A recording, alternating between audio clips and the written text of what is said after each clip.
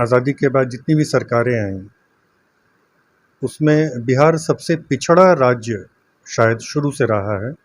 मानसिक तौर पे पिछड़ा रहा है। लोग यहाँ ज़रूर पढ़े लिखे निकले हैं, एक से एक सबसे ज़्यादा आईएएस बिहार ही देता है, लेकिन कहीं न कहीं आम जनमानस मानसिक रूप से पिछड़ा है। शायद इसीलिए हमारा राज्य भी पिछड़ा है।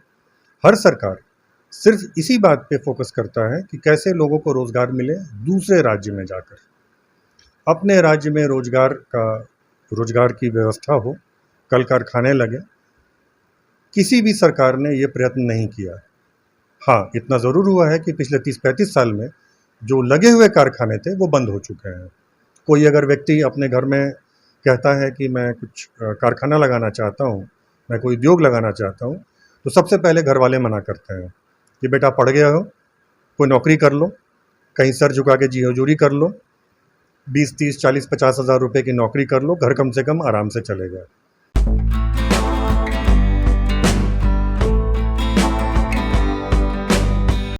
नमस्कार, मेरा नाम अनूप नारायण सिंह है और आप बिहारी खबर के डिजिटल प्लेटफॉर्म को देख रहे हैं। हमारे साथ जो युवा बैठे हुए हैं, इनका नाम निशांत सिंह है।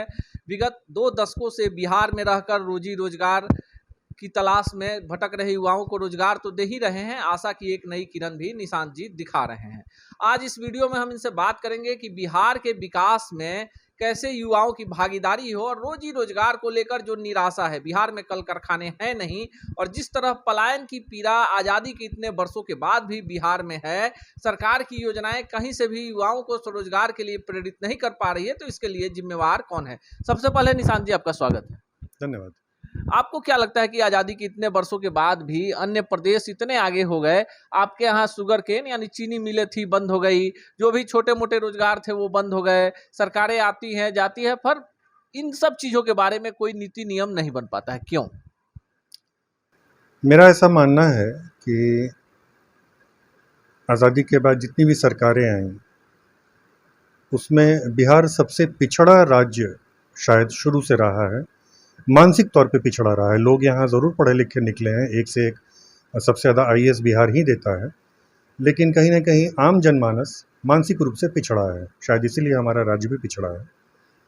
और हर सरकार, कम से कम पिछले 30-35 साल से तो मैं अपनी बता सकता हूँ, अपनी बातें कह सकता हूँ। हर सरकार सिर्फ इसी बात पे फोकस करता है कि कैसे लोगों को रोज़गार मिले दूसरे राज्य में जाकर। अपने राज्य में रोज़गार की व्यवस्था हो, कल कारखाने लगे। किसी भी सरकार ने ये प्रयत्न नहीं किया। हाँ, इतना ज़रूर हुआ है कि पिछले 30-35 साल में जो लगे हुए कारखाने थे वो बंद हो चुके हैं।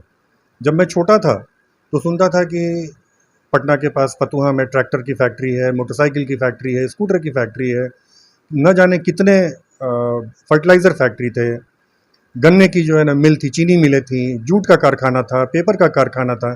कहाँ है वो सब और क्यों बंद हुआ? किसके राज्य में बंद हुआ? जो सरकार थी उस वक्त उसने उस पे संज्ञान क्यों नहीं लिया? क्यों उन्हें मदद नहीं दी गई? क्या कारण था? बैंक आपको पैसा देता नहीं है, देता है तो सिर्फ महाजन की भूमिका निभाता है। आपके घर का बर्तन बेच करके वो पैसा वसूलना जानता है, लेकिन आपको जो है ना समय पे मदद करना वो बैंक को नहीं आता। सरकार ने ऐसा कोई विभाग नहीं बनाया। एक होता है काउंसलिंग, आप जब कहीं एडमिशन लेने जाते हैं तो उसके पहले कोर्स के काउंसलर होते हैं, वो बताते हैं। बिहार में उद्योग के लिए, उद्योगपतियों के लिए कोई भी छोटा मोटा कारोबार भी अगर करना चाहे तो उसकी कोई काउंसलिंग की व्यवस्था नहीं है। हर कोई यहाँ अभिमन्यु है, जिसको चक्रव्यूह तोड़ना तो आता है लेकिन बाहर निकलना नहीं आता।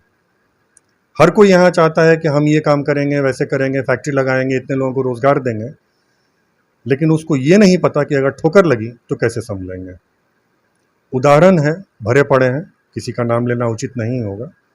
ऐसे लोग हैं जिन्होंने पुरजोर कोशिश की, भरसक प्रयास किया कि कोई रोटी रोज़गार लगा सकें, कोई कारखाना लगा सकें। अकेले बिहार में जितनी बंद पड़ी हुई मिलें हैं, इतने शायद तो बहुत राज्य में चालू भी नहीं होंगी। क्या दुर्भाग्य है हमारा कि यहाँ पे मिल लगती है, बैंकों का पैसा लगता है, सरकार की सब्सिडी मिलती है और कारखाना बंद हो जाता है। और जो लोग कारखाना लगाने वाले होते हैं, अगर वो ईमानदारी से कारखाना लगाएं तो कोर्ट कचहरी का चक्कर काटते हैं, और अगर बेईमानी की बात करें तब तो फिर बड़ी गाड़ी, मोटा मोटा सोना का चेन और ब्याज पर पैसा चलाना, इसके अलावा और कोई काम उनको आता नहीं है। ऐसे लोगों को सरकारी सुविधा मिल जाती है, उनको पैसा मिल जाता है। एक नया आदमी जिसको कि अनुभव नहीं है, वो जब जाता है अपना कारखाना लगाने, छोटा सा कारखाना भी लगाना चाहेगा, तो इतने तरह से उसको परेशान होना पड़ता है। लाइसेंस के लिए दौड़ना पड़ता है। बिजली विभाग अपने आप में एक पूरा जो है ना माया जाल है। जहाँ बिजली कम आती है, झटके ज़्यादा लगते हैं। आप उद्योग लगा लीजिए, कितने झटके लगने वाले हैं आपको पता चल जाएगा सिर्फ बिजली विभाग से। उद्योग विभाग भी वैसा ही है, जर्जर स्थिति में है। किसको क्या क्लियरेंस देना है, नहीं देना है, कैसे देना है, कब देना है, कितनी जल्दी देना है, ऐसे उदाहरण हैं मेरे सामने। मैं किसी का नाम लेना उचित नहीं समझता। ऐसे लोग हैं जो कि 8-8 साल 10-10 साल से कारखाना लगा के बैठे हुए हैं और उनको अभी तक लाइसेंस नहीं मिला है।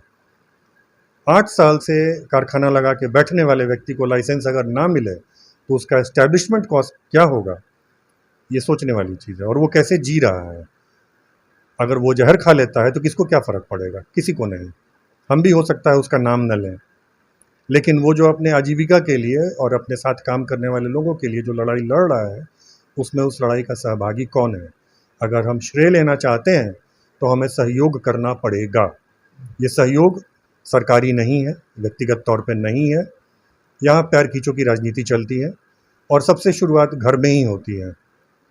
कोई अगर व्यक्ति अपने घर में कहता है कि मैं कुछ कारखाना लगाना चाहता हूँ, मैं कोई उद्योग लगाना चाहता हूँ, तो सबसे पहले घर वाले मना करते हैं कि बेटा पढ़ गया हो, कोई नौकरी कर लो, कहीं सर झुका के जी हजूरी कर लो, 20, 30, 40, 50 हज़ार रुपये की नौकरी कर लो, घर कम से कम आराम से चलेगा।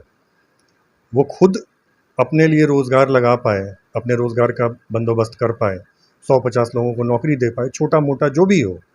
काम तो सब काम ही होता है ना, उससे तो रोज़गार चलता है, घर का खर्च चलता है। लेकिन उसको कोई प्रोत्साहित करने वाला नहीं मिलता है। बैंक एक अलग जो है ना माया जाल है।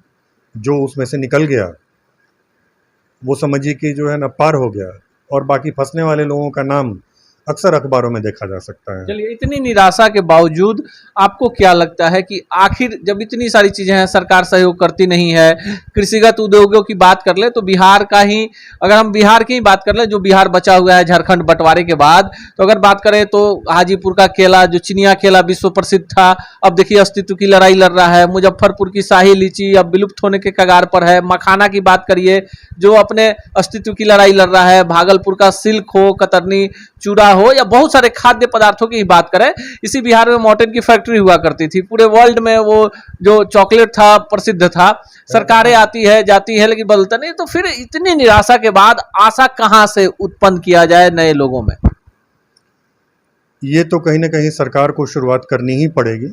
अगर प्रोत्साहन नहीं मिलेगा तो यहाँ सिर्फ एक ही कारोबार पनप रहा है। लालू जी के समय में क्या पनपा था ये बोलने की ज़रूरत नहीं है। नीतीश जी के समय में केवल एक कारोबार पनप रहा है और वो है ज़मीन का। हर जगह शहर बड़ा हो रहा है, खेत छोटा होते जा रहा है। खेत को बचाने की कोई मुहिम नहीं है। आप मकान तो बहुत बड़ा बना लीजिएगा, लेकिन आप खाइएगा क्या जब खेत ही नहीं रहेगा। जितनी भी उपज है हमारे खेतों की, शायद ये हर जगह संभव नहीं है, हर स्टेट में, हर राज्य में इतना कुछ नहीं है। इसके बावजूद हमारे यहाँ खाना सस्ता है, सब्जियाँ सस्ती हैं, इसके बावजूद उन पे कोई ध्यान नहीं दे रहा है। वो अपने संघर्ष की लड़ाई अकेले लड़ रहे हैं। हमारे ऐसे लोग भी जो है ना, जाके खेत में, चाहे पढ़ लिख करके कोई भी आए, वो जाके खेत में काम करना नहीं चाहेगा। कोई नहीं चाहता है। जिनका खेत है वो भी नहीं चाहते हैं। तो आखिर खेत बचेगा कैसे? जब खेत नहीं बचेगा तो खाइएगा क्या? कारखाना लगा के क्या कीजिएगा? आपको जूट ना मिले, आपको गन्ना ना मिले, आपको चावल ना मिले, गेहूं ना मिले। बाढ़ और सुखाड़, कहीं ना कहीं बाढ़ और सुखाड़ से पलायन जुड़ा हुआ है। बिहार पूरे देश में इकलौता ऐसा प्रदेश है जहां की श्रम शक्ति सबसे ज़्यादा पलायन करती है। जाके आसाम की बात करें, बंगाल के जूट मिलों की बात करें, महाराष्ट्र की बात करें, या पंजाब अगर लहलहाता है उसमें भी बिहार होता है। दिल्ली में देख लीजिए, दिहाड़ी मजदूरी सबसे कम कीमत पर अगर कहीं के मजदूर हैं तो बिहार के हैं। आपको नहीं लगता है कि सरकारें केवल आती हैं जाती हैं, नियम बनाती हैं? बिहार में भी तो बहुत सारे विकल्प हैं, सरकार बहुत कुछ कर सकती है। एक सीधी सी बात को पकड़ लें, अगर खेती पंजाब में गेहूं काटने के लिए बिहार का मजदूर जाता है, बिहार में क्यों नहीं काट सकता? बिहार में खेती को प्रोत्साहन क्यों नहीं दिया जाता? खेती से बड़ा उद्योग तो कुछ भी नहीं है, आदिकाल से चला आ रहा है, लेकिन खेती को कोई प्रोत्साहन शायद नहीं है भी तो इतना कम है, इतना मामूली है कि वो पूरा नहीं पड़ता। जितने मजदूर खेती में लगेंगे उतना शायद किसी और व्यवसाय में आवश्यकता ही नहीं है, लेकिन इसके बावजूद खेत सिमट रहे हैं, खेती सिमट रही है। कारण खेती पर निशांत जी का ज्यादा जोर इसलिए है कि जब खेत बचेंगे नहीं तो खाएंगे क्या। लेकिन निशांत जी इसी पटना में, इसी बिहार में रहकर काफी ईमानदारी से अपने रोजी रोजगार को बढ़ावा दे रहे हैं, इसमें कोई सरकारी सहायता नहीं है। आप जो व्यवसाय कर रहे हैं, जिस क्षेत्र में कर रहे हैं, क्या क्या आपको संभावना लगती है कि अगर कोई बिहार का युवा बिहार में रहकर, जैसे आप मेडिकल लाइन से जुड़े हुए हैं, कंप्यूटर के व्यवसाय से जुड़े हुए थे, आपको लगता है कि बिहार में अगर बिहार के युवा बिहार में ही रोजगार करें तो कई सारे लोगों को रोजगार दे सकते? कुछ 6-7 साल पहले मैंने एक नया काम शुरू किया था, ई रिक्शा का। उसके पहले 10 साल तक इलेक्ट्रिक गाड़ियों के बारे में अलग अलग जगह पे मैं बताता आया, लेकिन किसी ने नहीं सुना। अभी ई रिक्शा का प्रोजेक्ट मैंने लगाया और 5 साल 6 साल होते होते वो बर्बाद हो गया। 2019 में जो बाढ़ आई थी पटना में, किसी का दोष तो नहीं कहा जा सकता, लेकिन ड्रेनेज सिस्टम का दोष ज़रूर था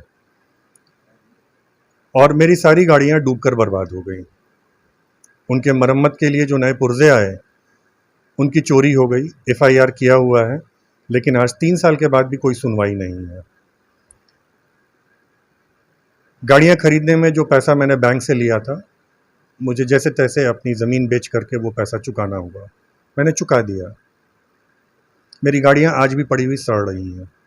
40 गाड़ियां थी मेरे पास, तो कम से कम 40 लोगों का तो रोजगार था, कम से कम 40 लोगों का रोजगार था जो आज बंद हो गया। 3 साल हो गए इस बात को। कोरोना ने क्या मारा, बाढ़ ने क्या मारा, सरकार ने क्या मारा, इसका रोना नहीं रोना। ये मारा गया, एक प्रयास था मेरा, ये टूट गया। आज मैं बेरोजगार हूँ, किसी नए काम की तलाश में हूँ, लेकिन एक ऐसा काम जो कि सड़क पे बखूबी फल फूल रहा है। हजारों गाड़ियां हैं मेरी 40 गाड़ियां छोड़कर, मैं क्या कहूँ।